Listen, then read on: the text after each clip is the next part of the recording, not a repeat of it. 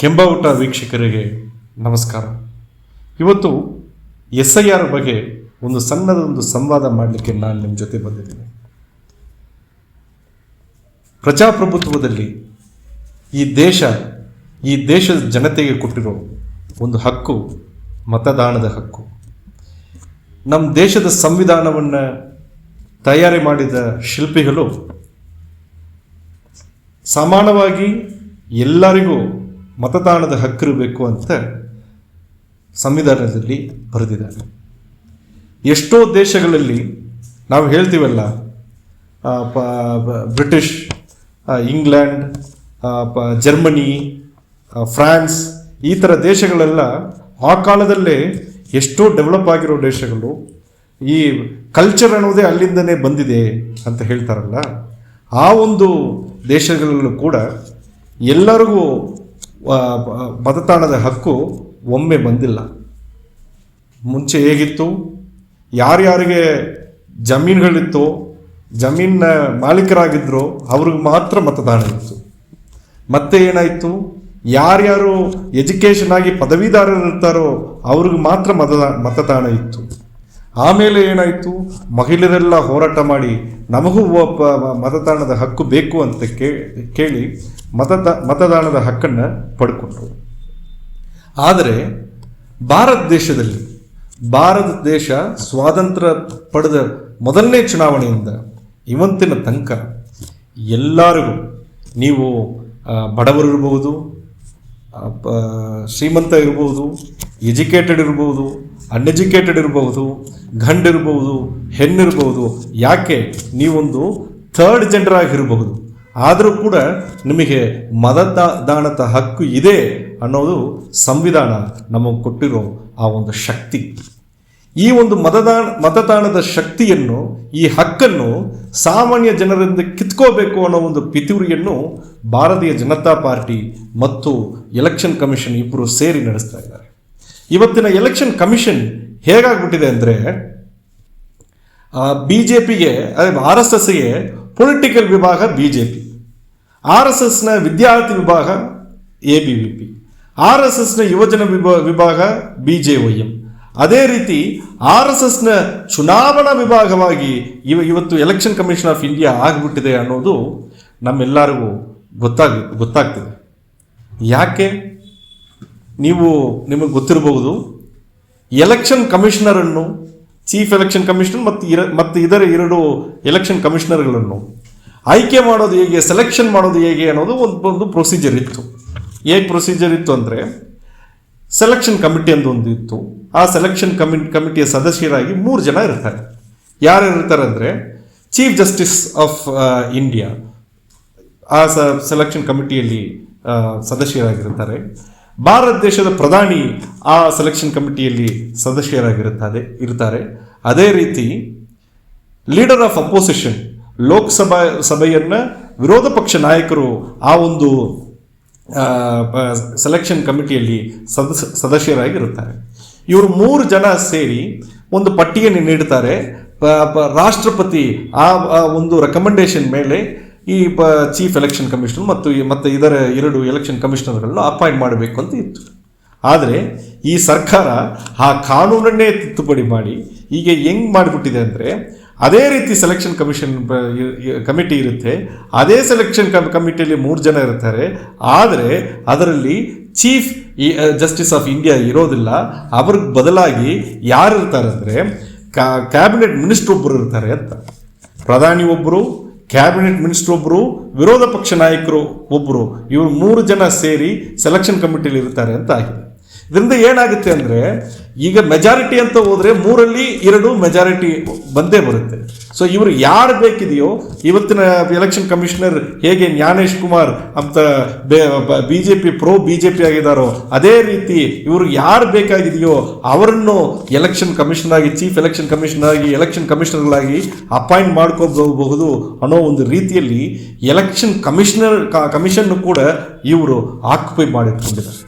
BJPಯ octopus ಕೈಗಳು ಹೆಂಗೆ CBI ಅನ್ನು, ED ಅನ್ನು, ಇನ್ಕಮ್ ಟ್ಯಾಕ್ಸ್ ಡಿಪಾರ್ಟ್ಮೆಂಟ್ ಅನ್ನು ಮತ್ತೆ ಇದರನ್ನು ಆಕ್ಯುಪೈ ಮಾಡಿಟ್ಟಿದ್ದಾರೋ ಅದೇ ರೀತಿ ಇವತ್ತು ಎಲೆಕ್ಷನ್ ಕಮಿಷನ್ ಕೂಡ ಇವರು ಕಬ್ಜಾ ಮಾಡಿಟ್ಕೊಂಡಿದ್ದಾರೆ ಅನ್ನೋ ಒಂದು ಪರಿಸ್ಥಿತಿ ಬಂದಿದೆ.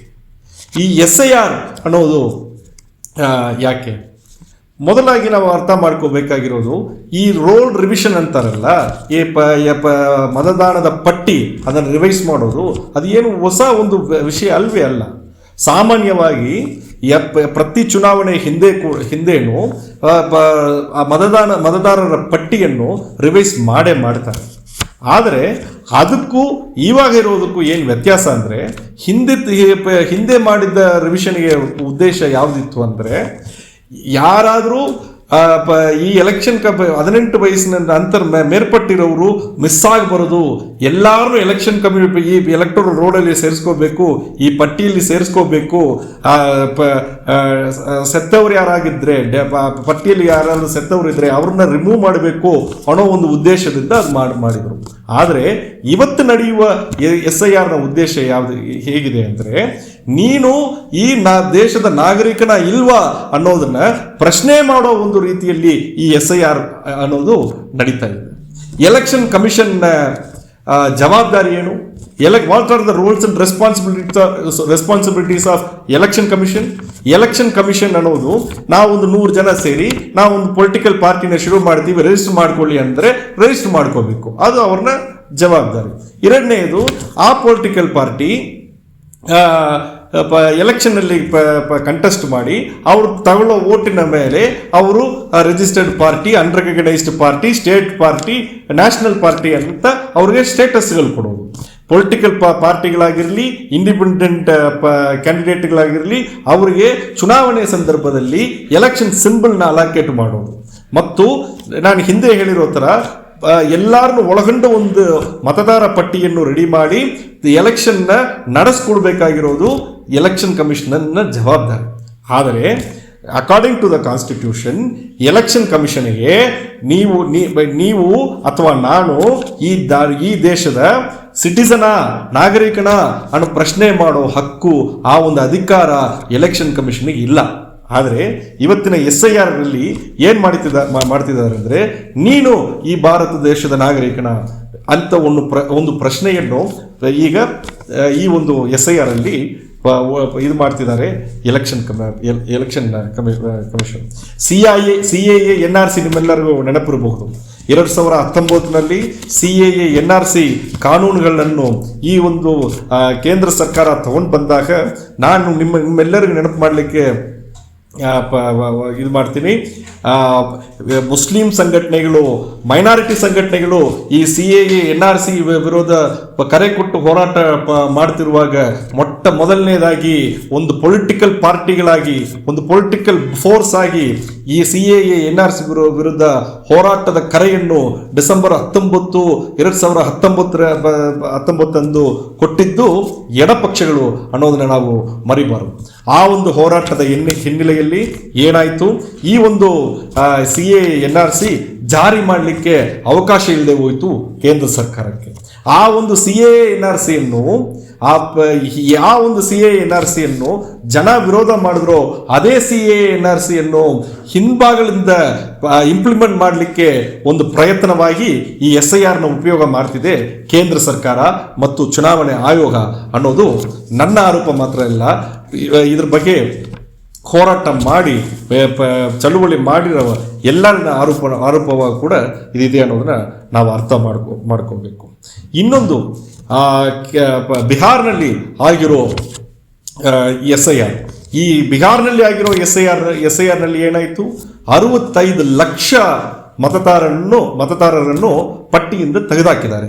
ಅಂದ್ರೆ ಏನರ್ಥ, 65 ಲಕ್ಷ ಜನ ವೋಟ್ ಹಾಕಂಗಿಲ್ಲ ಅಂತ ಮತದಾರರ ಪಟ್ಟಿಯಿಂದ ಆಚೆ ಇಡಲಾಯಿತು. ಈ 65 ಲಕ್ಷದಲ್ಲಿ ಏನೇನು ಹೇಳಿದ್ರು, ಸುಮಾರು ಜನ ಸೆತ್ತೋಗ್ಬಿಟ್ಟಿದ್ದಾರೆ, ಸುಮಾರು ಜನ ಊರು ಬಿಟ್ಟು ಹೋಗಿದ್ದಾರೆ, ಸುಮಾರು ಜನ ಅಲ್ಲಿರಲಿಲ್ಲ, ಸುಮಾರು ಜನ ಇಲ್ಲಿರಲಿಲ್ಲ ಅಂತ.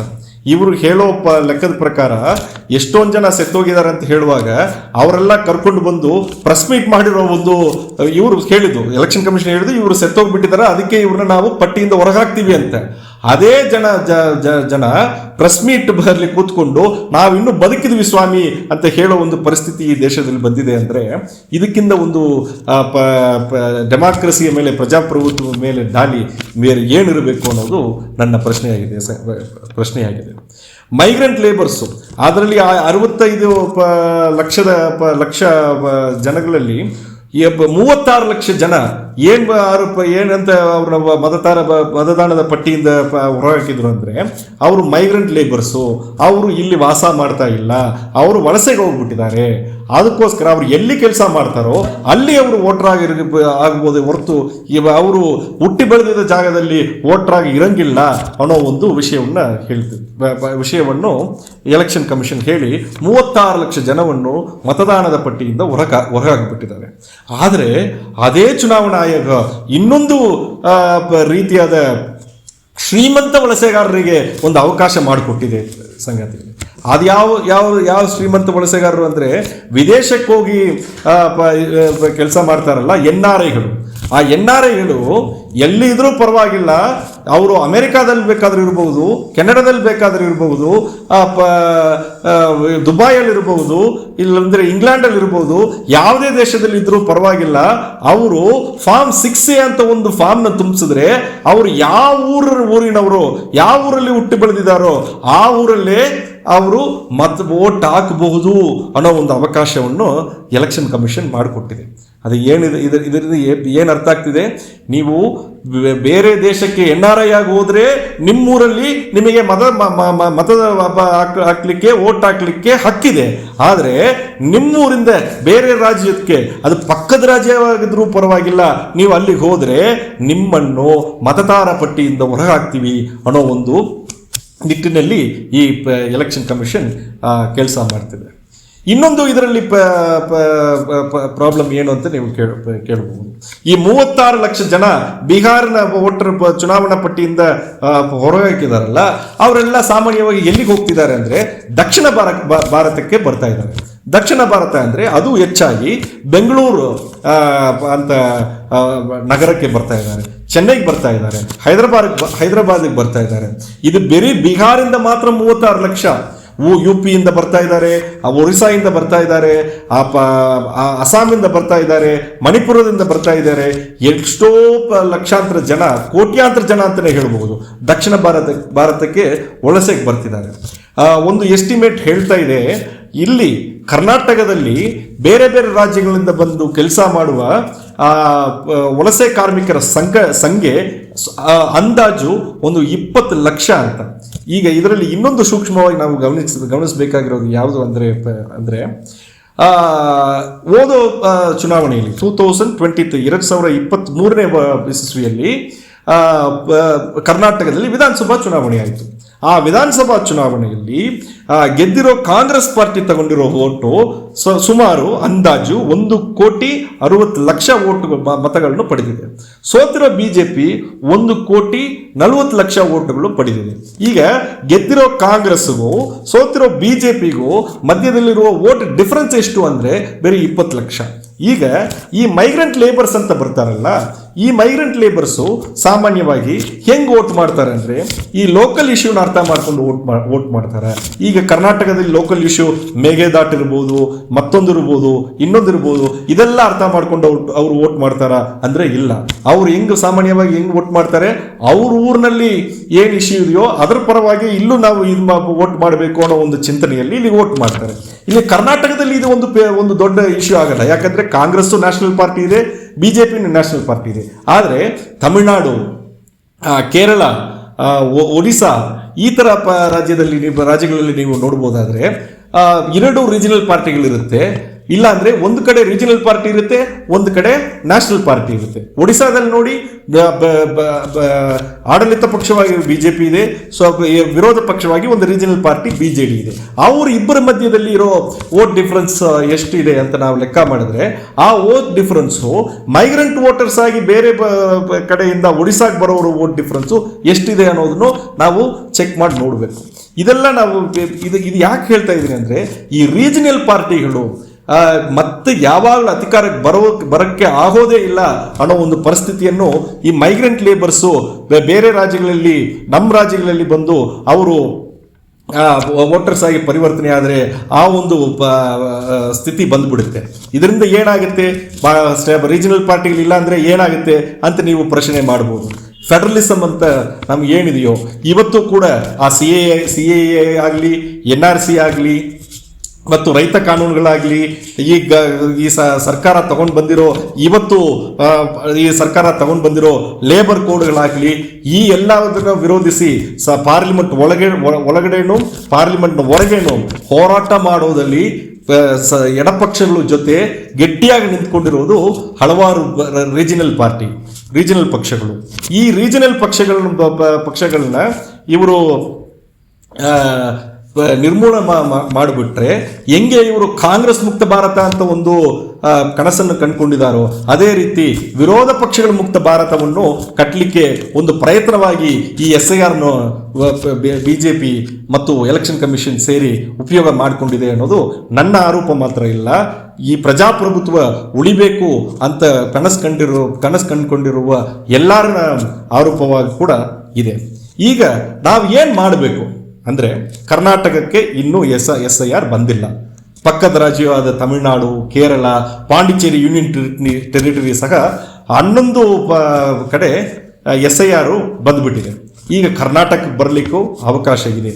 ಈಗ ಬರೋದಕ್ಕೆ ಮುಂಚೆನೆ ಇಲ್ಲಿರೋ ಕಾಂಗ್ರೆಸ್ ಸರ್ಕಾರ ಅಸೆಂಬ್ಲಿಯಲ್ಲೂ ಕೂಡ ಒಂದು ರೆಸಲ್ಯೂಷನ್ ಅನ್ನು ಪಾಸ್ ಮಾಡಬೇಕು, ವಿಧಾನಸಭೆಯಲ್ಲಿ ಒಂದು ನಿರ್ಣಯವನ್ನು ಪಾಸ್ ಮಾಡಬೇಕು, ಆಲ್ ಪಾರ್ಟಿ ಮೀಟಿಂಗ್ ಅನ್ನು ಕರಿಬೇಕು ಮತ್ತು ಕರ್ನಾಟಕ ಜನತೆಗೆ ಯಾಕೆ ನಾವು ಇದನ್ನು SIR ವಿರೋಧ ಮಾಡ್ತಿದ್ವಿ ಅನ್ನೋ ಒಂದು ತಿಳುವಳಿಕೆಯನ್ನು ಕೊಡಲಿಕ್ಕೆ ಸರ್ಕಾರವು ಪ್ರಯತ್ನ ಮಾಡಬೇಕು. ಯಾಕಂದ್ರೆ ಇಲ್ಲಿರೋ ಸರ್ಕಾರ ಕಾಂಗ್ರೆಸ್ ಸರ್ಕಾರ.